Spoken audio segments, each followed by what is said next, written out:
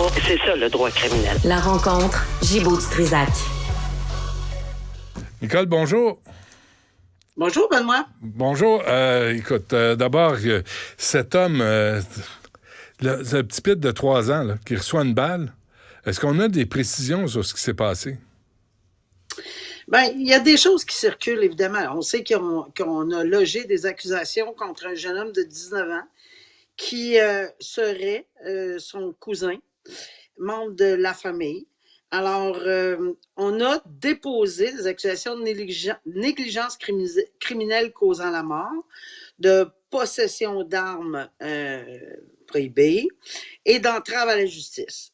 Naturellement, il y a un crescendo dans ces 3 accusations-là. Évidemment, la plus importante, c'est la négligence criminelle causant la mort par arme à feu. Parce qu'il faut le spécifier, là, dans ce cas-là, le code criminel prévoit un minimum de 4 ans s'il est trouvé coupable et maximum perpétuité, toujours, s'il est trouvé coupable.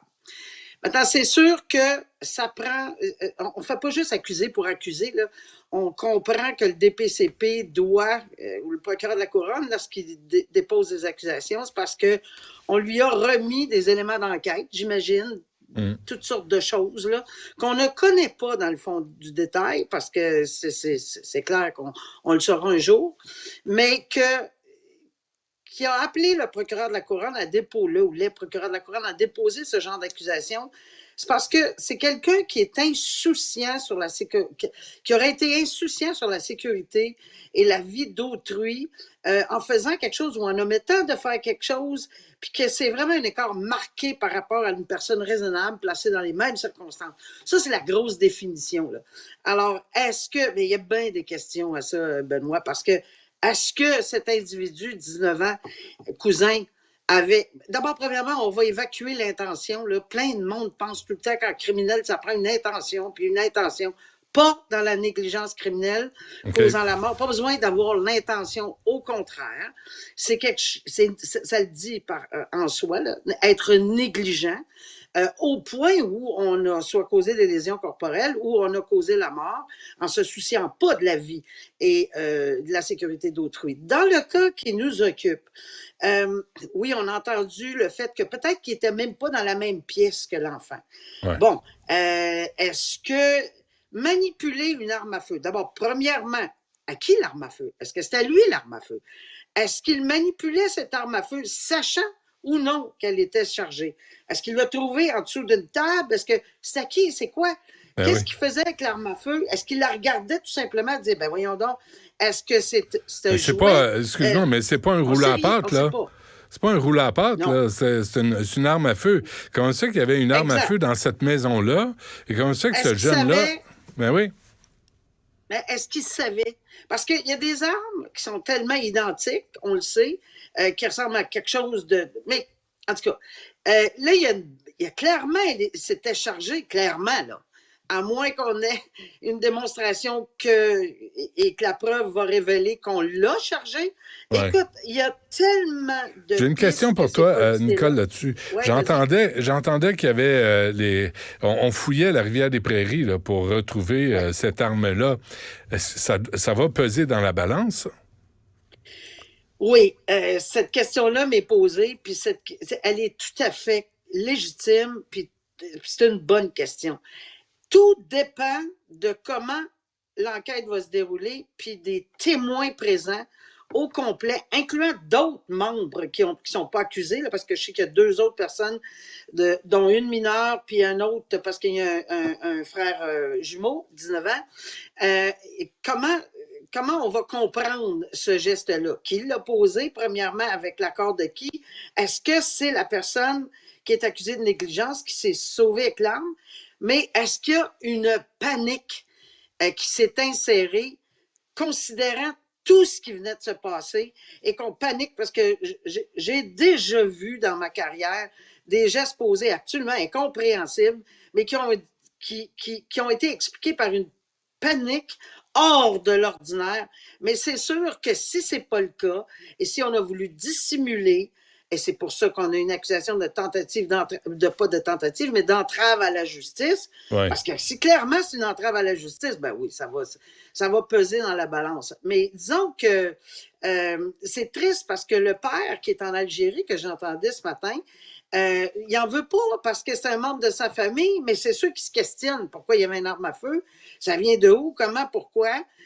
Pourquoi on manipulait ça? Si l'enfant était dans la chambre à côté, je dirais, Benoît, c'est une chambre où il dormait? Parce que s'il y a un petit lit pour enfants à côté, je veux dire, même que tu es dans la chambre à côté, il faut y penser quand on manipule, si on sait que c'est une arme à feu chargée. Mais qu'est-ce qu'il faisait avec une arme à feu? C'est ça. Il y a tellement de questions. On n'a pas de pistes encore. Mais est-ce qu'il va admettre qu'il savait, savait que c'est une arme à feu? Est-ce qu'on sait si c'est une arme de poing ou c'est une arme de chasse ou est-ce qu'on connaît la nature de l'arme? Moi, j'en ai pas de détails, mais c'est une arme à feu, évidemment, là, et qui encourt une peine minimale de 4 ans. C'est pour ça que je dis qu'avant d'aller jusqu'à déposer des accusations, j'ose espérer, je pense que le DPCP, fort des renseignements qu'ils avaient, avec l'enquête, même si c'est rapide, cette enquête-là, c'est possible qu'il y avait assez de preuves pour déposer une accusation. Je pense que oui, là, parce qu'ils l'ont fait. Donc, il y avait les éléments constitutifs de la négligence criminelle causant la mort qu'on vient de discuter ensemble. Alors, de la négligence, de l'insouciance, de la témérité, ça, c'est très, très important qu'on ait ce contexte-là. Parce que je sais écoute, on va s'entendre, là, il ne voulait pas la mort de cet enfant-là, c'est clair. Non. C'est son cousin. Non, mais tu fais quoi avec une arme à feu sur toi? Qu'est-ce que ça l'affaire, là? Tu veux pas la mort de personne, ben touche pas à ça, là. Qu'est-ce que tu fais à 19 ans avec un gun? Et si tu vois, je vais aller plus loin, si tu vois une arme à feu, parce qu'on ne sait pas où est-ce qu'elle était, là, puis c'était à qui, là, exactement? Appelle la police. Crie, il y a une arme à feu, je sais pas, fais quelque chose. Appelle la police. Ben oui, non. Voilà. OK. On va suivre ça. Aussi, procès pour agression sexuelle, on revient à Catherine Fournier.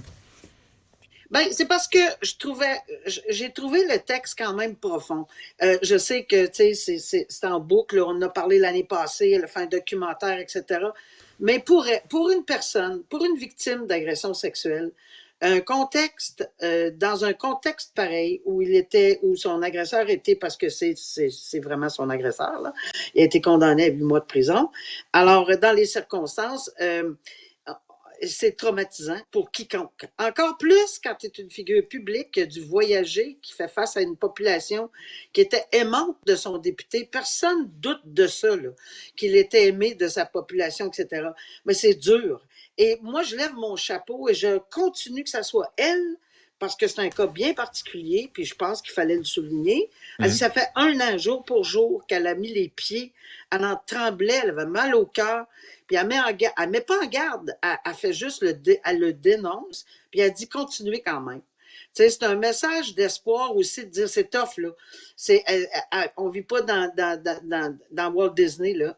C'est tough, là. C'est très difficile, surtout dans le contexte où elle l'a fait, mais pour toute personne qui dénonce et qui passe à travers du système judiciaire, qui se tient haut et fort et qui est accompagnée, je pensais que c'était important, tout au moins, de souligner pour le message d'espoir que ça pouvait porter. C'est bien. Nicole Gibault, merci. On se reparle demain. À demain, au revoir.